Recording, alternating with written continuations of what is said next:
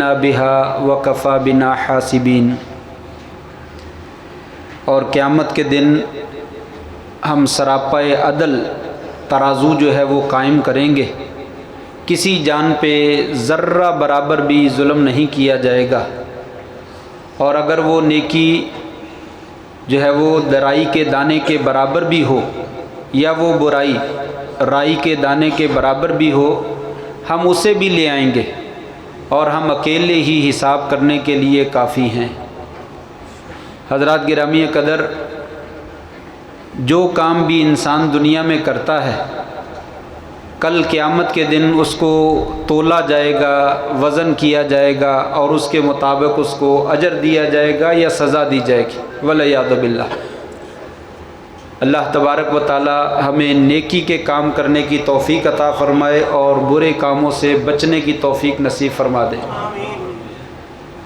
تو بہت سارے اعمال ہیں جن کا وزن کیا جائے گا، ان میں سے نماز بھی ہے، روزہ بھی ہے، حج بھی ہے، زکوٰۃ بھی ہے، نیک اعمال جتنے ہیں سارے اس میں شامل ہیں، لیکن ان میں سے ایک ایسا عمل بھی ہے جس کی طرف لوگ توجہ نہیں کرتے۔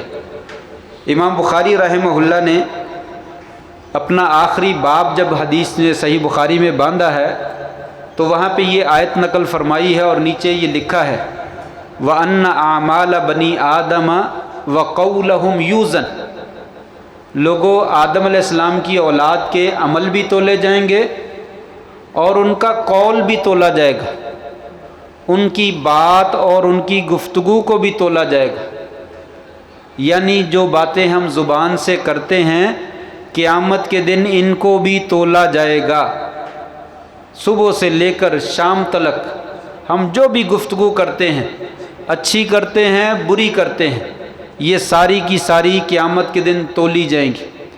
اسی لیے یہ بسوں کے پیچھے، ٹرکوں کے پیچھے، ریڑھیوں کے پیچھے بہت ساری باتیں لکھی ہوتی ہیں، اور کبھی کبھی وہ بڑی پتے کی باتیں ہوتی ہیں، اللہ اور اس کے رسول ہی کی بات ہوتی ہے لیکن اپنی زبان میں بیان کی ہوتی ہے۔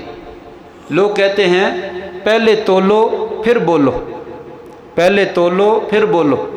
اگر دنیا میں آپ نے وزن کر لیا اپنے بول کا، قیامت کے دن اللہ کے فضل سے آپ کے بولو پھر وزن نہیں کیا جائے گا، آپ کے لیے وہ بول جو ہے وہ کامیابی اور نجات کا ذریعہ بن جائیں گے۔ لیکن دنیا میں جس نے تولے نہیں اپنے بول، وہ قیامت کے دن پھنس جائے گا، معاملہ جو ہے وہ مشکل ہو جائے گا، والعیاذ باللہ۔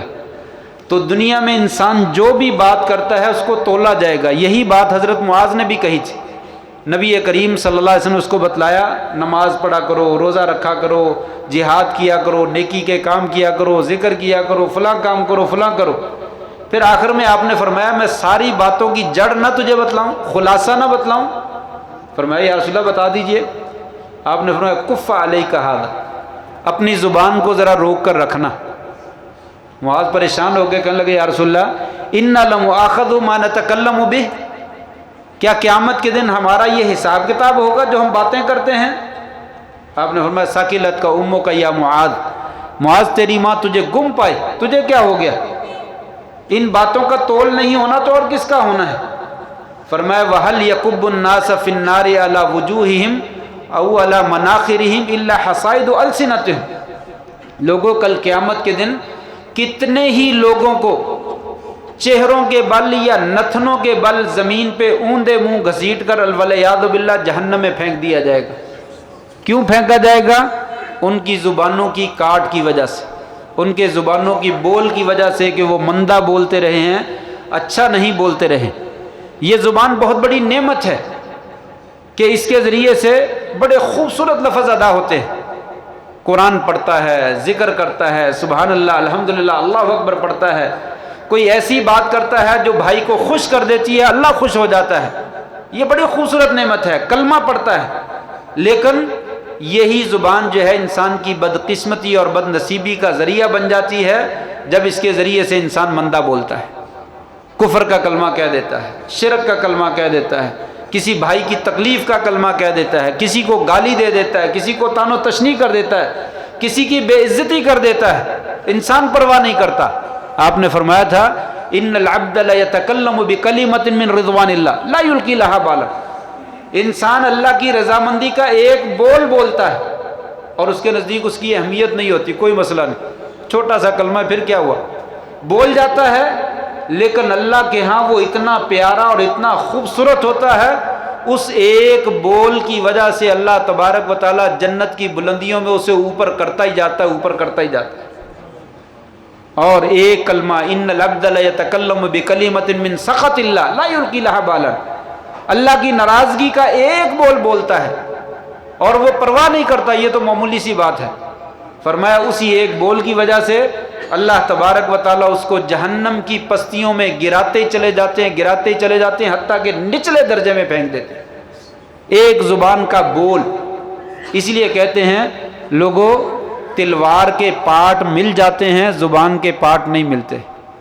جو 20 سال پہلے بھی اس نے مجھے بات کہی تھی نا، مجھے آج بھی یاد ہے، میرے سینے پہ آج بھی اس کا زخم لگا ہوا ہے اور میرے زخم تازہ ہیں۔ وہ میرے سامنے آتا ہے تو میرا دل جو ہے وہ اسی وقت اس سے خون بہنا شروع ہو جاتا ہے، مجھے تکلیف ہوتی ہے۔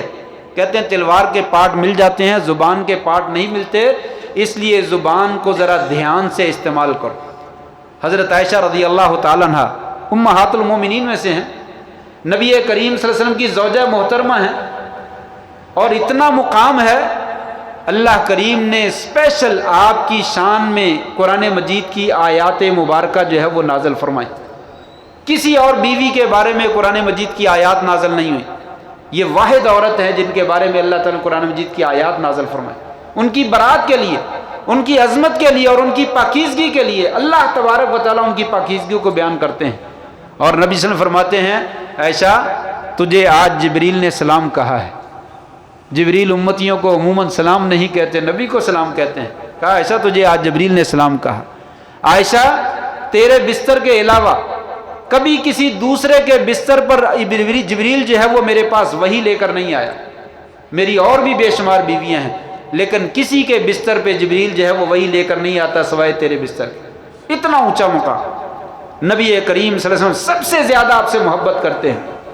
لیکن کیا ہوا، ایک دن مجلس لگی ہوئی ہے، نبی کریم صلی اللہ علیہ وسلم بیٹھے ہوئے ہیں، درمیان میں آپ کی ایک دوسری بیوی حضرت صفیہ رضی اللہ تعالیٰ عنہ، ان کا تذکرہ ہوا، تو حضرت عائشہ نے کہا یا رسول اللہ حسبک من صفیۃ کذا و کذا، ایسے ہاتھ سے اشارہ کیا، یا رسول اللہ صفیہ کے بارے میں تو اتنا ہی کافی ہے، وہ تو چھوٹے قد کی ہے، اور واقعتاً ان کا قد چھوٹا تھا، ان کا قد چھوٹا تھا۔ کہا یا رسول اللہ وہ تو چھوٹے قد کی ہے۔ آپ صلی اللہ علیہ وسلم کی حالت تبدیل ہو گئی، چہرہ متغیر ہو گیا۔ آپ نے فرمایا عائشہ لقد قلت کلمۃ لو مزجت بماء البحر لمزجت، ایسا تو نے ایسا کلمہ کہا ہے، ایسا بول بولا ہے، اگر دریا کے میٹھے پانی میں ڈال دیا جائے تو وہ میٹھا پانی کڑوا ہو جائے، اس کا رنگ تبدیل ہو جائے، اس کا ذائقہ تبدیل ہو جائے، اس کی بو تبدیل ہو جائے، اتنا کڑوا کلمہ بولا ہے۔ چھوٹا قد اس میں موجود ہے، عیب موجود ہے۔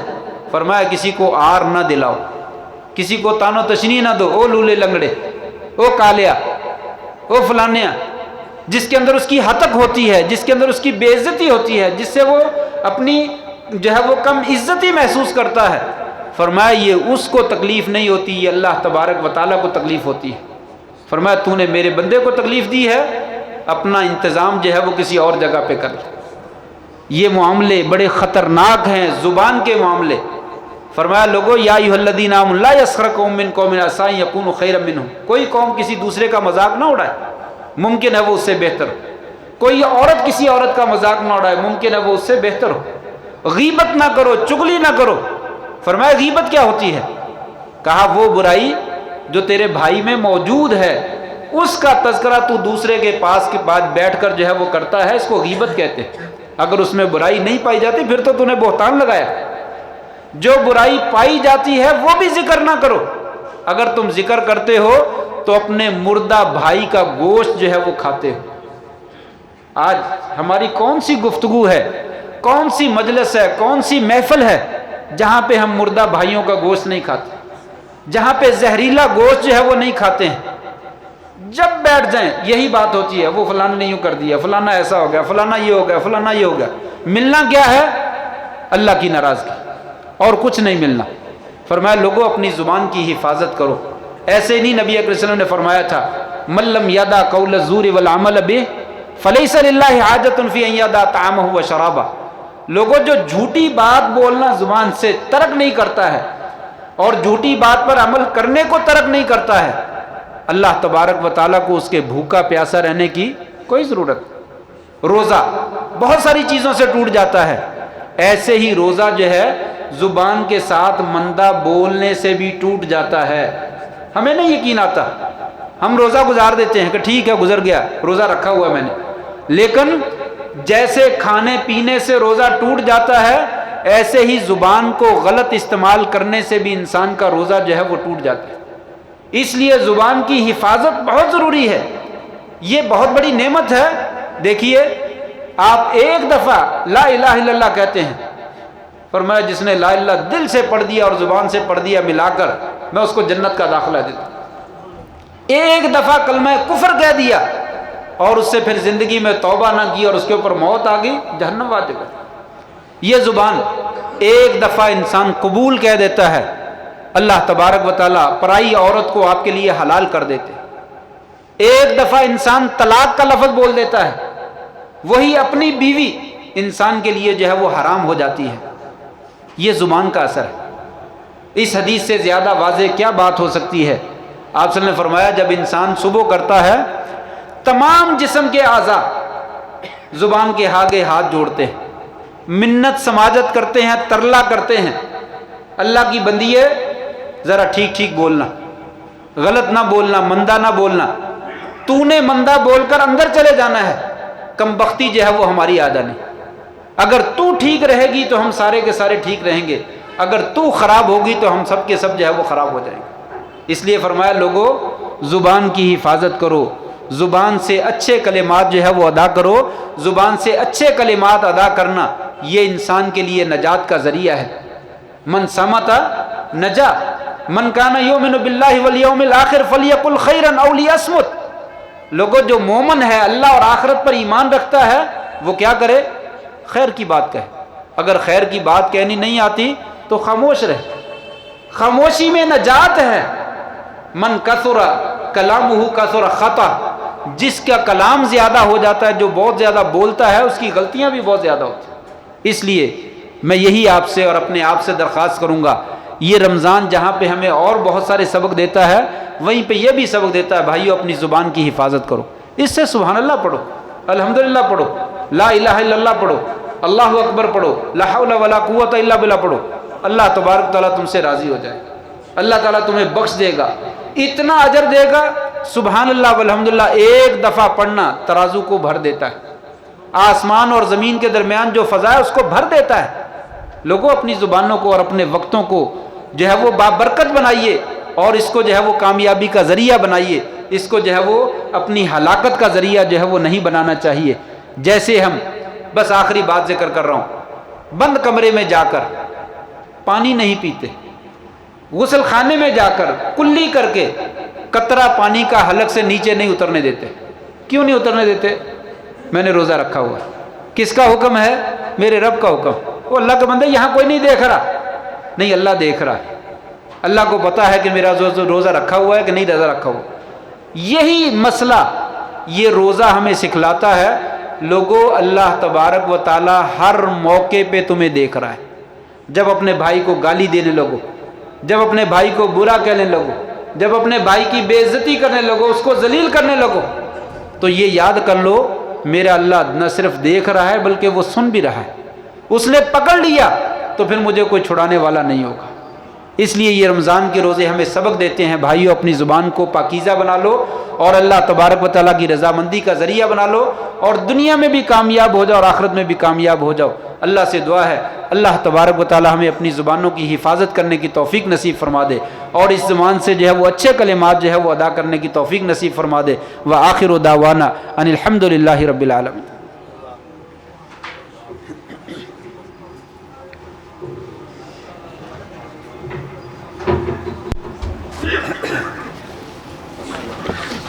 السلام ورحمۃ اللہ. ضرور انشاءاللہ. بارک اللہ.